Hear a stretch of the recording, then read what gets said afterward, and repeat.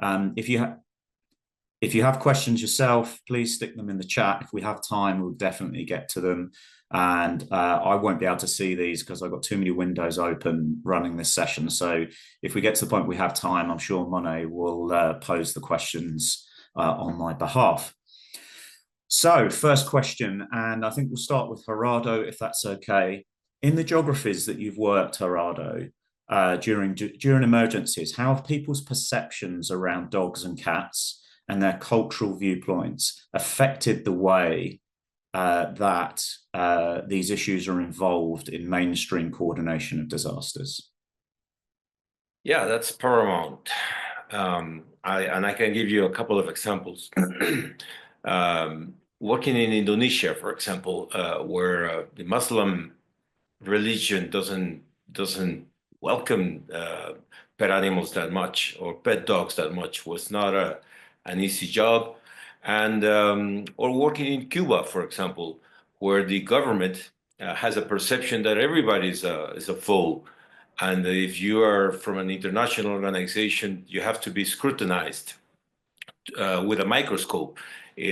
We, for example, took a lot of medicines, and the medicines, imagine in the case of Cuba, that you have to circumvent the US in order to get to Cuba. So we bought, James and I bought a bunch of medicines in Canada, sent them to Jamaica, and then got them into Cuba for the Cuban authorities to spend the longest time ever looking at the medicines in case they were poisoned. So all of those, all of that sounds crazy here, but it's actually what most of the small humane societies all over the world has to deal with. Red tape, incredible amounts of red tape, and perceptions that may or may not be compatible with helping pets, dogs and cats after a disaster. And of course, finally, just to complete the picture, rescuing dogs or cats may not sound as a good investment in the developing world. So trying to convince governments that the peace of mind and the psychological well-being of their owners is paramount here is probably even more important that rescuing cattle or livestock. I think it's a work that we could start working on right now, especially in urban areas. James? Thank you, Gerardo. Yeah, and some really important points there around logistics. I'm going to scoot about as far across the world as you can go from where Gerardo is to Patrice. Patrice, Gerardo touched upon at the beginning of his answer around the idea of perceptions and how that might drive behaviours around this topic. I'm really interested from your experience of disasters in New Zealand, your perspectives around that. Yeah, thank you. It's interesting to hear Gerardo's sort of response and then reflecting on my own. But absolutely, we're facing very similar challenges. And from an organizational coordination point of view, there's still a real challenge with how we integrate pets into the coordination effort, particularly when you have things like temporary animal shelters and you have, you need to evacuate people and evacuating their pets, and how we sort of bring the two together, because it's still quite siloed in many respects. And we've got a good understanding of how we evacuate people, but bringing pets into that equation is far more complex, and there's lots of barriers and hurdles that are still prevalent in that space there as well. In terms of the cultural sort of experience that I have, we've had quite a few floods in the last wee while, and we had some big flood events last year. And it made me reflect on where a big sort of urban area of Auckland was severely impacted, and it's a low socioeconomic area. And so lots of people were displaced, their homes were flooded, and some temporary sort of civil defence centres were set up for people to come in to grab obviously provisions and supplies for their animals as well. But there was a real fear of people not wanting to bring their dogs to that centre because they weren't registered with the local authority. And so they thought they were going to be penalised for that reason. So breaking that barrier down to sort of say, look, we're not going to penalise you, we're really just looking out for the welfare of your animals here, was quite an interesting curveball to have in that event. Thank you, thank you. And Judy, completely different continent, really interested in your perspectives around how animal welfare on the African continent has an impact on coordination within emergencies and disasters. Hi, James, and hi, the rest of the panel. From an African perspective, I think one of the things we learned is that we needed to synchronize language. The word animal welfare seemed, first of all, like a very foreign terminology, a North-centric terminology. So it was, first of all, indigenizing the word and letting people know that they've always taken care of animals. The culture has always considered animals, and this new word is not a new concept. And from that perspective, it then becomes easier to introduce the need to care more for animals because they've already been doing it. And the challenge has been resources, probably lack of proper coordination with the relevant authorities, and even the authorities not putting the right attention in terms of policy and institutional arrangements. So that you find that, like Gerardo had mentioned, we often go to refugee camps or even internally displaced camps and find animals, dogs, cats, everything milling around with no arrangement for the animals. It's such a human-centric approach to disasters that animals are and people, you even find people having dogs and goats inside their IDP tent because people are concerned about their animals, but the ecosystem has not really catered for animals in disasters as much as it should, and that's what really we are focusing on. Over to you, James. Thank you. Thanks. Yeah. Thank you, Judy. That offers a really nice segue into my next question, actually, which was we will come back to individual shelter and humane group resilience themselves around their operations. But you touch upon a point, Judy, around individual animal owners, and the other panelists talked a little bit about behaviors, especially Patrice, positive and negative, that can occur. I'm really interested in how organizations can help better prepare animal owners for emergencies and disasters.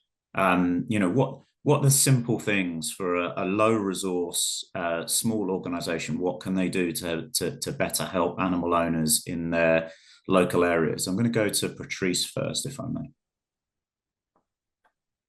Sorry, I lost my mute button briefly. Yeah, and it's a really important question because there's a lot that we can do in this space. So I think realistically, there's sort of 3 points I want to briefly mention here. And the first is really the encouragement of building preparedness, building readiness. And we can do that by providing pamphlets, providing information in a broader sense. So there's a lot of websites out there, but a lot of people don't know where they are or how to navigate them, etc. So having readily accessible materials in pet shops, in the shelters, in vet clinics, in other sort of businesses, so to speak, I think is a really clear sort of option to really consider. A conversation that we had this morning actually here in New Zealand was around having one clear, consistent message. It's quite easy in a response for every agency and lots of groups to have lots of their own individual messages and things, and it's really quite crucial to have one clear, consistent point of source of truth, if you will, so that people will know what to do in an emergency rather than having lots of different options. And the third one is really the empowerment of communities and really giving them the tools to build resilience, essentially, and setting up or sort of encouraging them to set up connection and communication in advance.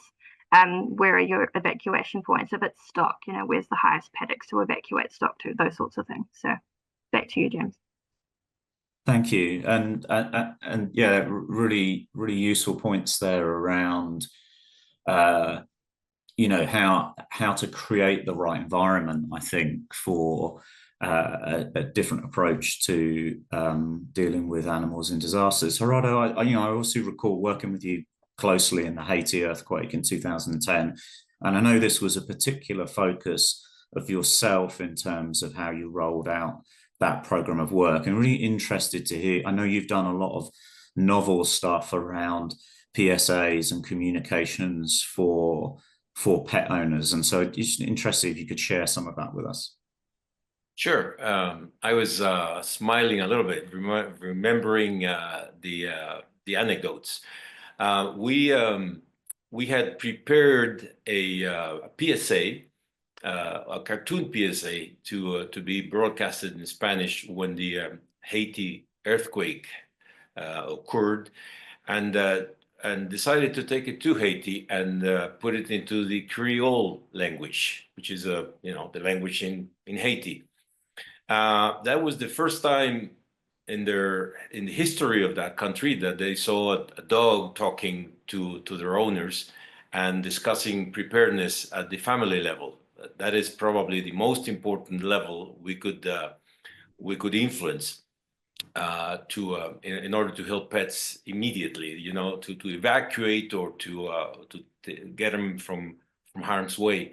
The ratings were through the roof, not only in Haiti, but on the piece that we did in Spanish. It beat any ratings that civil defense in Latin America had ever had.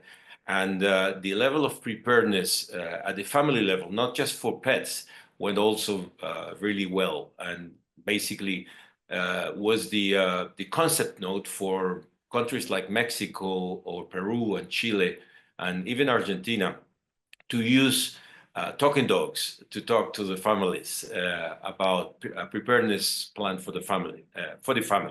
So that was a success. And I was thinking while I was listening to Patrice that that is probably the best way a humane society, a local humane society, can enlist volunteers for those trying times. It's important that with or without money or funds coming from outside, a local organization may have volunteers to help them evacuate or tend for their animals, or just go out in the neighborhoods. I remember vividly going into Ecuador after an earthquake and seeing a lot of pet animals that had serious cases of gastritis and problems, digestive problems, because of the stress they had been subjected to. And they were not eating, they were getting sicker and sicker. And it's interesting to see that at the city level. It's different with pet dogs than with the rest of livestock. So I guess public outreach, even if you just don't have enough resources and you go to the local school, talk to the children, they will talk to their parents, and eventually you will get the much needed manpower that events like disasters need. Thank you. And then across to Judy, I mean, I think the African continent possibly has the greatest disparity country by country in terms of potential resources. So I'm interested to hear what's possible and what's the most efficient way of reaching companion animal owners. And is there any kind of technological parallels or anything like that the African continent could harness? Thank you, James. I think I'll try to explain that with two examples. And just to preface that for us, when we talk about companion animals, dogs and cats, we have the very urban sort of situation where probably they only have dogs and cats, and that's a smaller percentage. But our peri-urban and even many people have dogs and cats in the context of other livestock. So when I think about an example of probably the very urban people and dogs displaced and dogs in shelters, one of the, and we had an example here in Kenya where the local KSPCA had their bank account frozen because the bank went went solvent. And so they didn't have money to access food, to buy food or anything. And they simply made an appeal through TV for just explain their situation, which was happening to a lot of people who had also banked with that particular bank. And what was amazing is that the response, they were actually very apprehensive about asking for food for dogs, because they thought capturing that we are considered an emergency. But the response was so overwhelming, they had to come back to TV and say, we don't want anymore, we can't handle anymore, because there was such an outpouring of the local community. And from then on, they really began to see that the problem is that they've not been asking. So I do agree with Gerardo. Sometimes we just have to learn to ask, and people are willing to even respond to companion animals. In the rural setting where you find that pets and cats are caught up in the same emergencies as the livestock, then it is a matter of depending on what kind of community that you're dealing with, whether it's an agro, mixed farming or pastoral communities. You find that in pastoral communities, they do prioritize their dogs. Dogs are important. They're important in herding the cattle. They're important in hunting. They're important in protecting them. And so they will try to share their food. So what probably we try to encourage is a balanced diet, or how they can better serve. Throwing a bowl is not enough food. Simple things like that. And so in a resource-challenged areas like we find around, knowledge and education is important. Because you'll find that many people don't even know that dogs are omnivorous, that they can eat vegetarian. In their mind, they're always looking to feed them with something that has meat or bones. But when they learn that they can feed them with green grams and other kinds of food, then they have better options. So it's a matter of knowledge, increasing the knowledge of what can you do with what you have, and how can you ensure you're taking care of your pets and dogs, and as well as your livestock. Over to you, James. Thank you, Judy. And I'm also aware, I think Africa leads the way in terms of mobile to mobile or cell phone to cell phone transfer of funds through systems such as the M-Pesa system. And I know that there are examples more on the environmental side of the use of text messaging for farmers in terms of weather and extreme weather events, drought warnings, those kind of things. Do you think there's any ability to utilize that kind of technology in the African continent to provide more preventative advice? Yeah, it's actually in use. It depends on the country and how well the mobile network is connected. In a country like Kenya, we actually get early warnings as SMS messages from organizations like Red Cross. And in the recent years, Red Cross has actually opened up a veterinary department, and they're recruiting vets.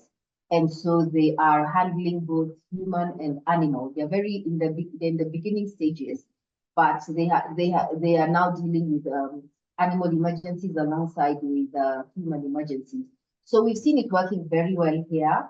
Our mobile early warnings coming in the form of short SMSs. When there's rains, warning people about rains, warning them to go to higher ground. What we need to do is work closely with the organizations that are doing so to include animal-centric messages. Yeah. Thank you. And I think there's a really important point there, which is around if you're limited in capacity, trying to find relationships with humanitarian organizations that have bigger resources and networks, and piggybacking your message or your delivery off of that. I can certainly recall work that I did in Mongolia with team members where we used the logistics of the Red Cross and their vehicles to get our aid out at the same time, because it was perceived to be complementary. So I think, excuse me, that's a very important point. Next question, which I think is probably the one that keeps a lot of the participants on the call awake at night.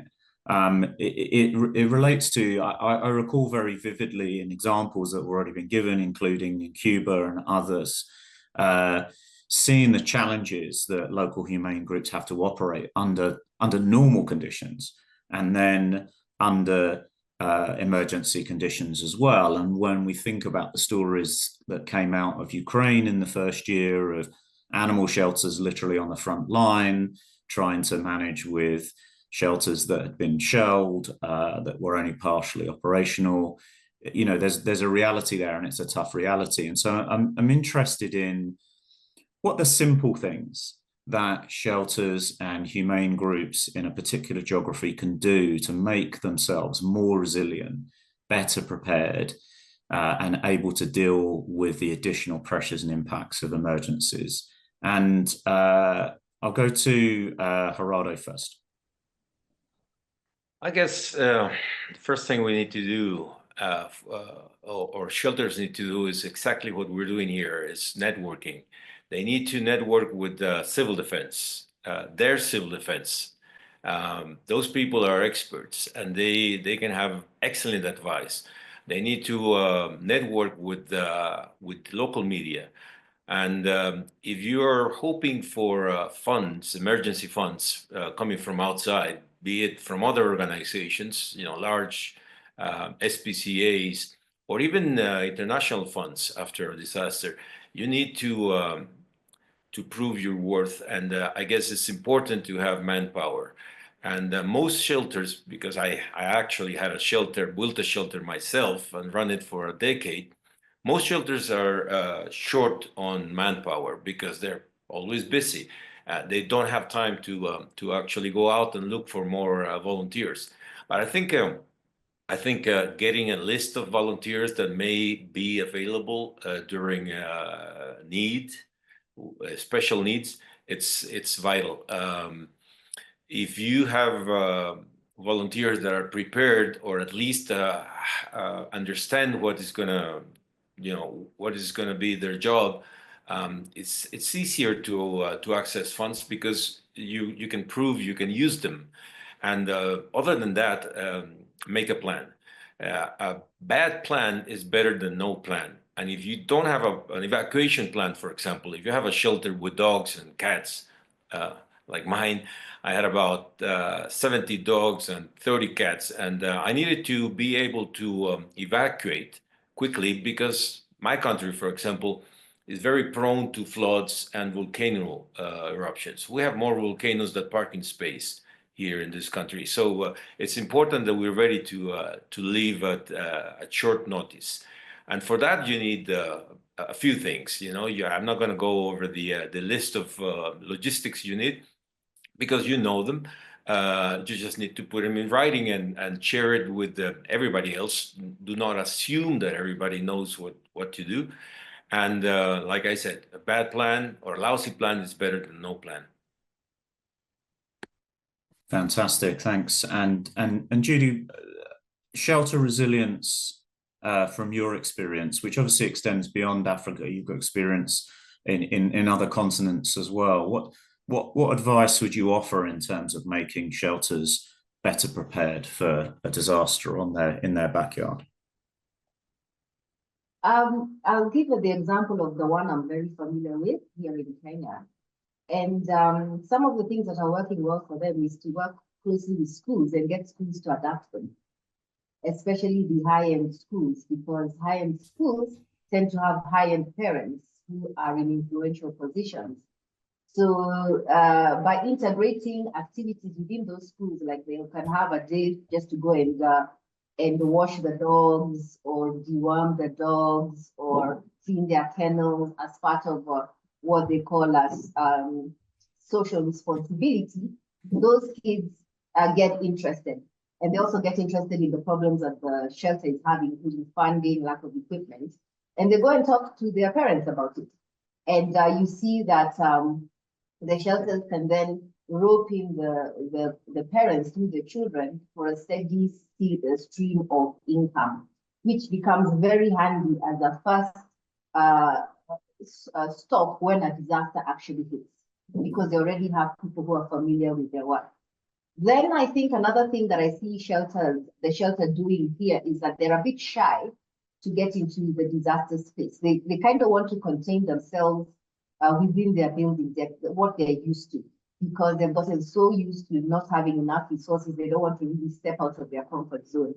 And I think they can do much more, and they are doing much more right now in networking with organizations that do go out, with other animal welfare organizations, the Veterinary Association, the county governments, so that when they go out, they're not only relying on their own resources, but the resources of even the governments. to have presence and to begin to put their foot into the world of disasters, having things like mobile tents out there, having things like working closely with veterinarians and animal health assistants, and as they do more and more of that, they get more confidence. So I think for me, the shelters should have both an inward-looking and an outward-looking approach in order to grow themselves and to become financially stable. Fantastic, thank you. And so we've talked a little bit about relationships there, resources, particularly human resources. We heard from Gerardo as well. Something that bridges a little bit onto my next question, so I won't kind of spoil that too much around other opportunities and responsibilities for a shelter. But Patrice, I'm quite interested, are there other areas? I know that New Zealand's exceptionally good at risk mapping and risk assessment. Does that have a role to play for shelters when we think about that in disasters? Are there any other areas or pieces of advice you can offer in terms of shelter resilience? Yeah, it's a good question. So with the sort of government structure that we have regional working groups. And so each of those regional working groups has pre-identified what we call temporary animal shelters, because obviously we have SPCAs and other shelters around the country, but there's also large areas where those are not present. And obviously these events could occur in any place. So looking at alternatives and what we can do in that space. And so those have been pre-identified and mapped. And really it's coming down to connection and collaboration, as the others have mentioned in this space. We're a very small country and we have very limited resources in terms of animal response and what we can do, but we know each other really well. And that's a really important point. The teams know their strengths, their weaknesses, their capacity, what they can do and how they operate. And in terms of the shelters, they obviously have the regional knowledge. So external groups that come in don't obviously have that knowledge, but we can leverage that knowledge with those groups and work collaboratively with them with their expertise and their equipment and resourcing, etc. And just to have that quite symbiotic relationship. If we set up a temporary animal shelter and we're removed again, it's collaborating with, there's about 3 agencies that work together just in that temporary animal shelter to work together essentially. I think that's enough there. Thanks, James. Thank you. Yeah, I mean, and the Battersea team would probably agree with me that I'm constantly going on about relationships for shelter resilience. Whenever I work with Battersea on training around this topic, there are 2 themes that emerge. One is either a response of, I didn't really think about going and seeing that person or building that relationship with that person because they're not relevant during peacetime, if you like.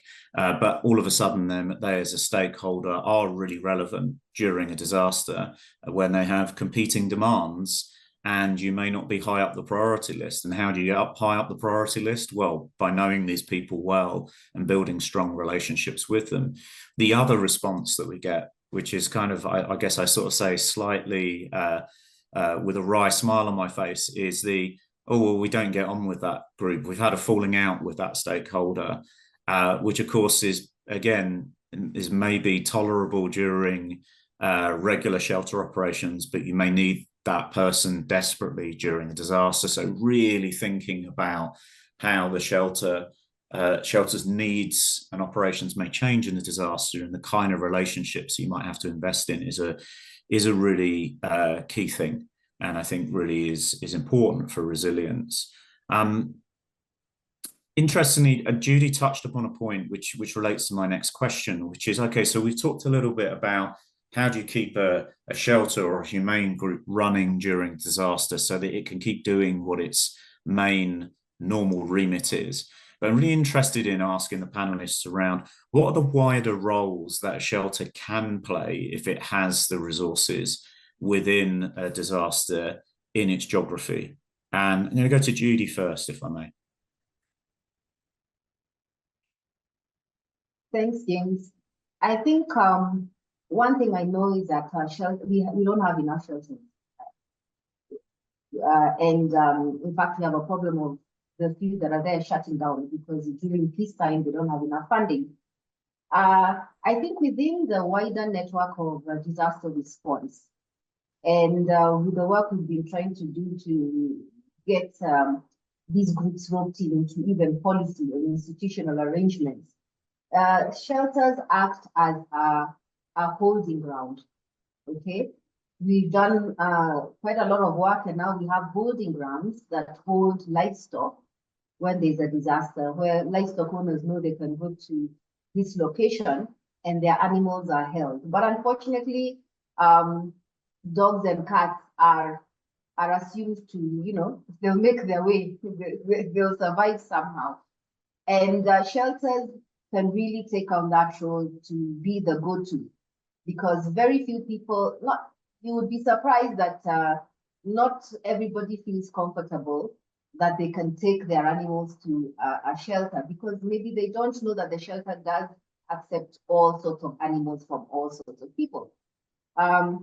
So I think even the shelter educating the community in its own role needs to happen more. It's a two-way thing, so that the shelter can start being seen as a go-to place for even temporary holding.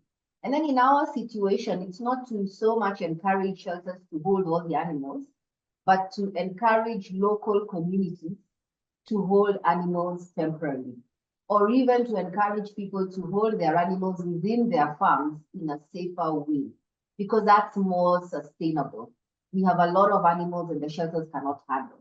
So shelters need to think about how they can provide outreach to people who are providing care in temporary situations out there, maybe with knowledge, with the support, as opposed to seeing themselves as the ones holding all the animals. Because even in peacetime right now, our shelters are bursting at the seams. So you can imagine if a disaster hits, where would they put any additional animals? So it's they need to start thinking about outside the box. So if they had the resources, it would not to build a bigger shelter, but to look at, alongside the livestock shelters being opened, where can they also open temporary holding structures and have volunteers or ride on existing staff from the government, from other organizations to support dogs and cats in those centers, including IDP centers or even refugee camps. Thank you. Thanks. And Patrice, same question to yourself, really. What wider roles do you see local humane organisations playing in emergencies, and what opportunities or gaps are there that they could be involved in? Yeah, there's a lot essentially.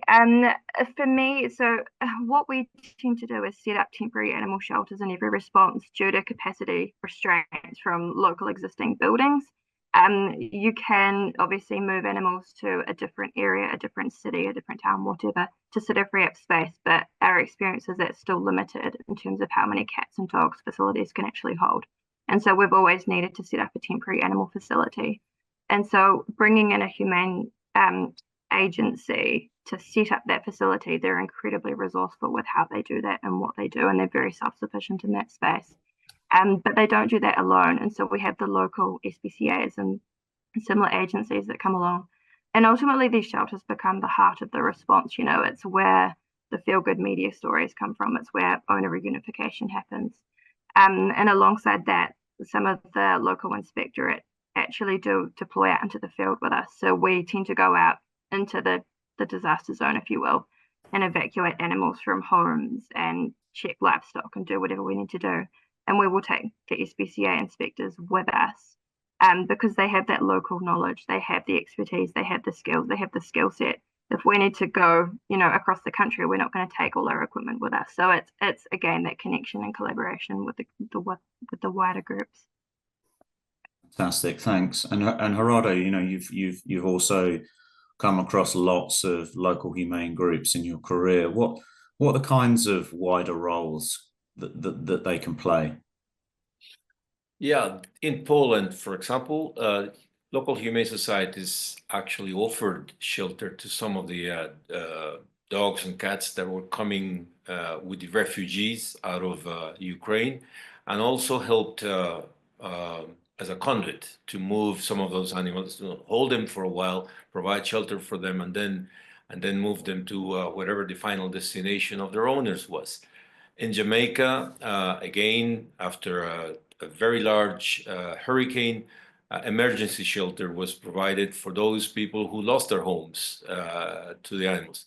In Chile, humane societies in the capital delivered such a strong act of activism that actually forced the arm of the government, and the army ended up evacuating 200 dogs out of harm's way at the bottom of a volcano eruption. And that was not an easy deed, because that was 1,000 miles away from the capital, and they had to mobilize planes and etc. I think another good job humane societies which have veterinary facilities could do is, if the vets talk to civil defense, they can provide instructions to the community for those dog owners or cat owners that do not know what to do with public service announcements. That is probably one of the most important elements, if you have veterinary knowledge to share with the rest of the society. Thank you. And I'm going to come back to you, Gerardo, with the next question, which is the role of the media. You know, you talked a little bit, and Judy mentioned as well, how you can use the media in terms of preparedness. But in the immediate aftermath of disasters and the kind of recovery phase that follows, interested in your views and your experience around the role of the media and the impact it can have on coordination for dogs and cats specifically. And I'm thinking both positively and negatively. Yeah, indeed, that is a double-edged sword in many cases. Let's start with the negative. It's very easy for media to get bored after a while. After a while, it's after a few hours of the disaster, and they start looking for new sound bites. And one of the worst sound bites ever is the rabies scares. And if there is one case of rabies, like it happened to me in Sri Lanka after the tsunami, every dog on site is to be culled because just it's the media scare. That's what media does, scares us. And we had to vaccinate thousands and thousands of dogs in order for them to spare their lives. So I think it's important to be ready.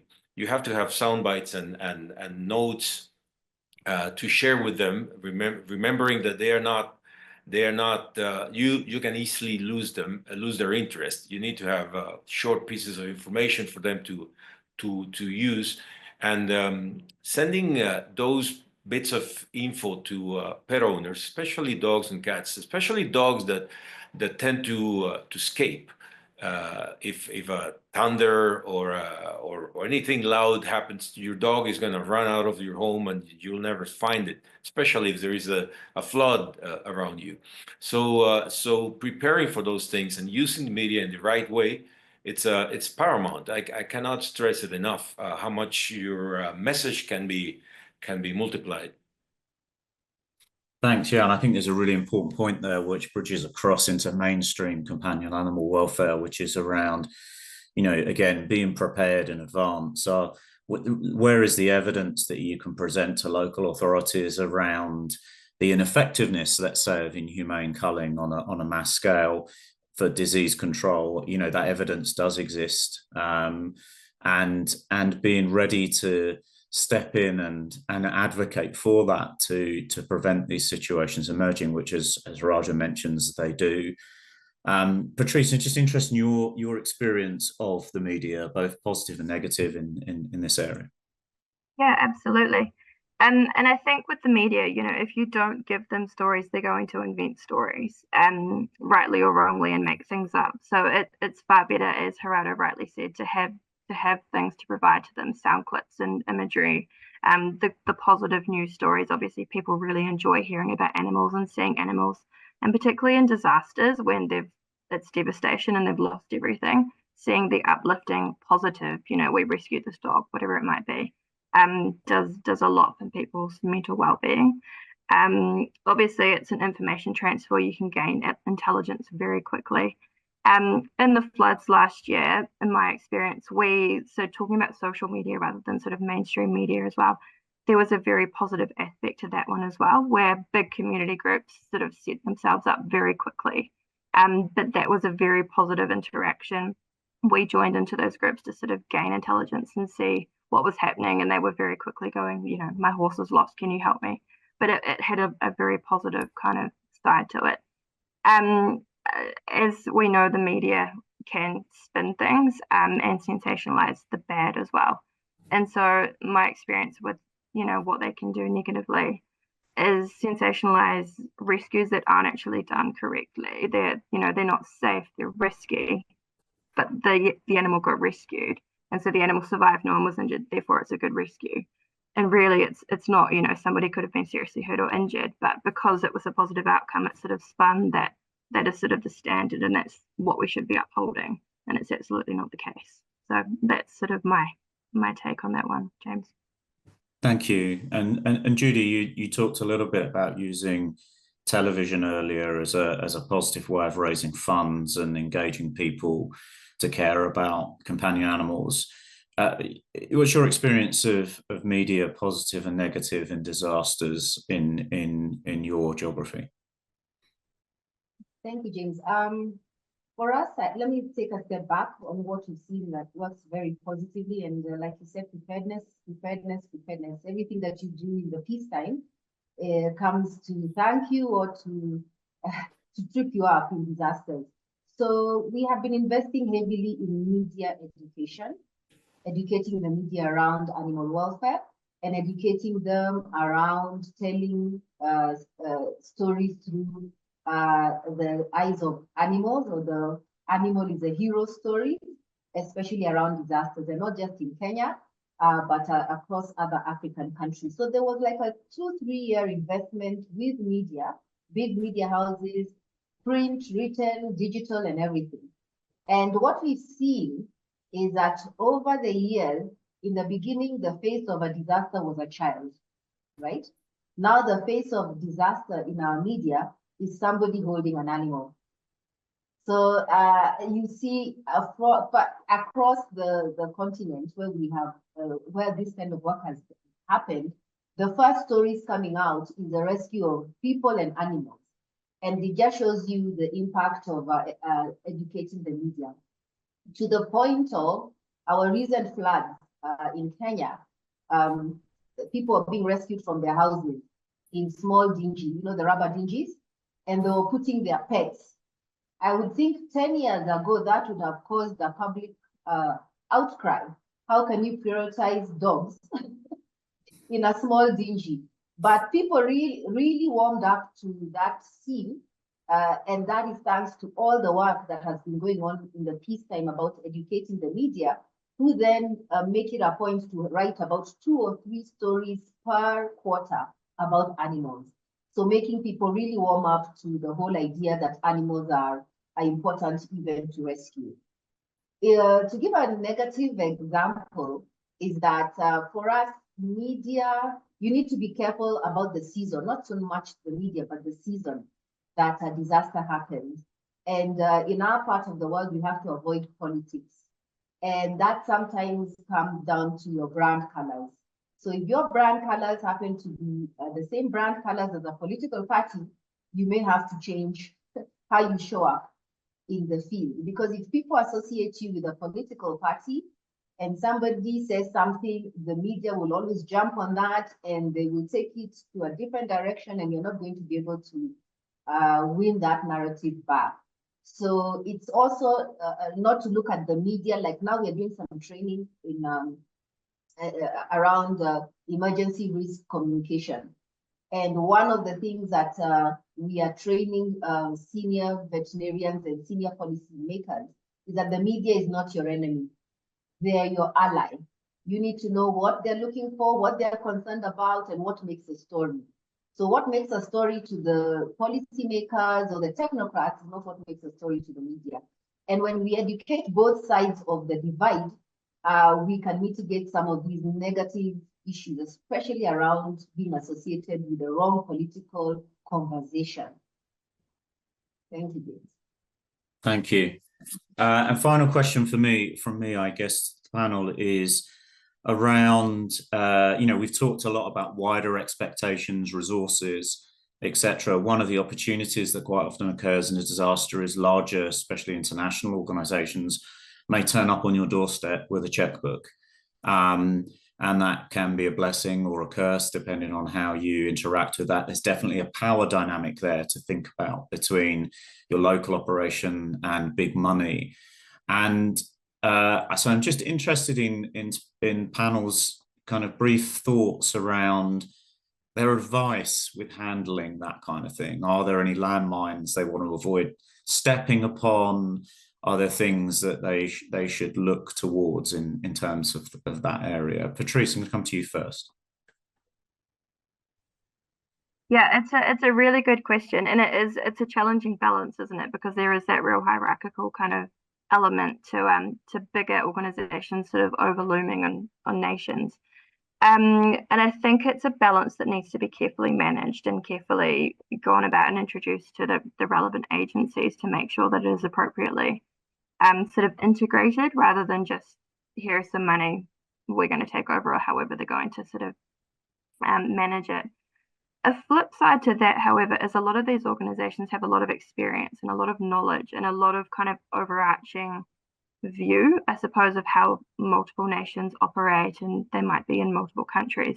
So that can be advantageous as well. And also seeing things from a different perspective or through a different lens, essentially, and bringing different ideas, if that's relevant and if that's appropriate, and if it's done, delicately, essentially. And so our national kind of group, if you will, our sort of animal welfare emergency management group, has recently brought in an international representative, and he's been wonderful in that space. And it's been very symbiotic, and hearing the experiences from Australia particularly, and how we can compare and contrast, has been really valuable for us. Thank you, James. Fantastic. And Gerardo, you've been the big dog turning up with the checkbook many, many times. So I'm interested in, how did you manage that relationship? How did you avoid smaller groups, brands being wiped out in terms of their own ability to communicate and fundraise on the event? How did you deal with things like differences in administrative burdens between 30-page grant applications and what an organization could actually carry and report back on? Thank you for the easy question, James. I think it's a matter of leverage. If you call me the big dog used to have a big marketing department behind him that was demanding branded pictures and so on. The Humane Society, in each case I worked with, had all the knowledge. They knew everybody. They knew every street. We would have not done anything without them. So I think it's a matter of I said leverage, because the Humane Society that needs the money is going to have to provide something in return. That's usually people with knowledge, contacts, and connections.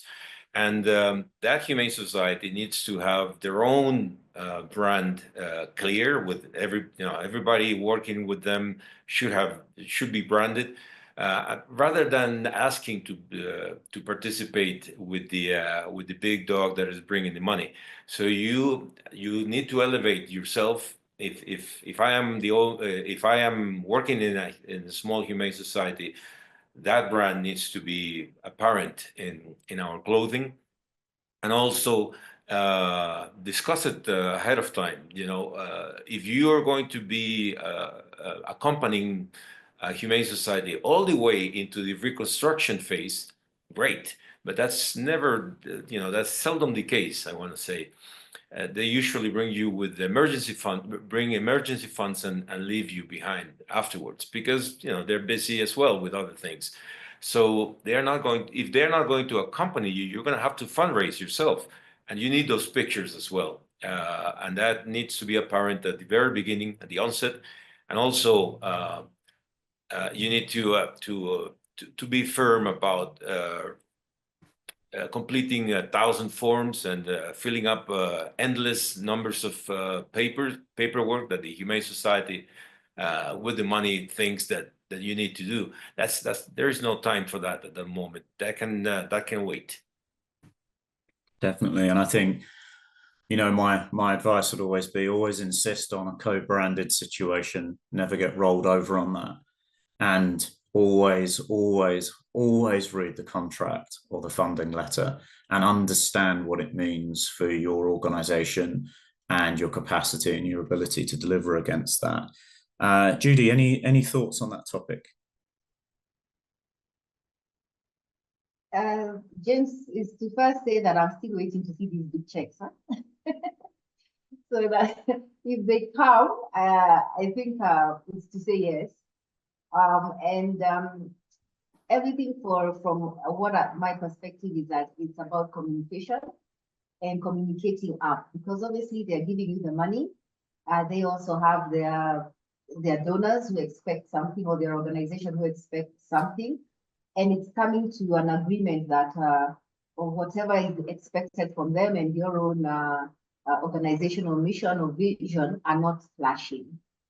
And I think discussions usually sort out a lot of that, because we need to be open. When we say we are bringing in all of society, sometimes you'll have private sector coming in, and they may have had a market background, and if you're going to say no to everybody, then I don't know which angel will be left to give you money. It's a matter of being clear about that. And we also work here with coalitions, which help to mitigate a lot of some of these things. I think they're being asked to leave up. Fantastic, thanks. And just to be proactive, because I know Monet needs to probably jump in and wrap this up. I'm sure there are questions that people have, and I don't want to lose those, because it's really frustrating if you attend a webinar and you never get to ask your question or get an answer to it. So I think what we'll try and do is create a